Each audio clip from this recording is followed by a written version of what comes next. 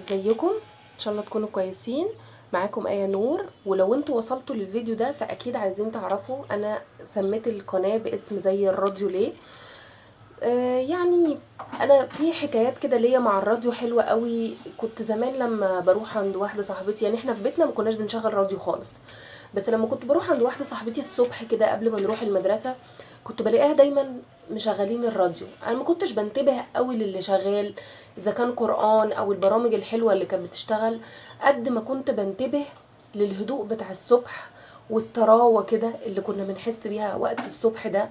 وكنت بحس بهدوء.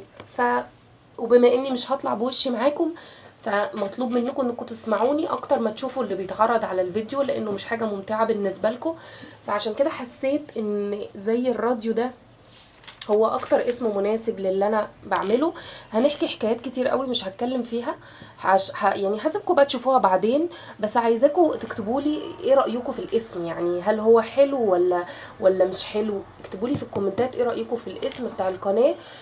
ولو عايزين نغيره عادي. واستنوني بقى ايه في الفيديو الجاي مع اول حكايه عندنا.